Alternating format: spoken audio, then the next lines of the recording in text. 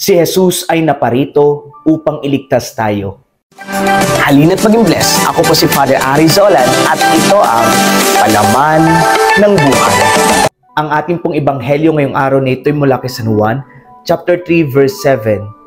Isinugo ng Diyos ang kanyang anak, hindi upang hatulan ng parusa ang sanlibutan, kundi upang iligtas ito sa pamamagitan niya. Tayo ngayon ay inaanyayahan na makinig kay Jesus, tularan ang kanyang mga gawa at sundin ang kanyang mga itinuro sa ating lahat.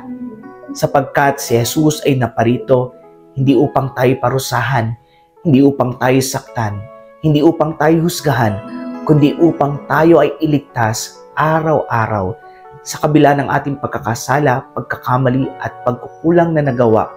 Naririyan pa rin ang ating Panginoong Jesucristo upang tayo paulit-ulit na sagipin at iligtas.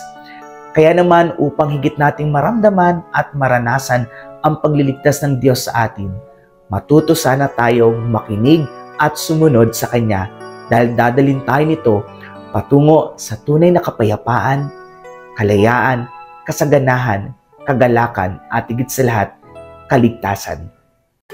Magkita-kita po muli tayo bukas. Ako po si Father Ari Zolan. God bless you po and keep safe. Please like and share this video.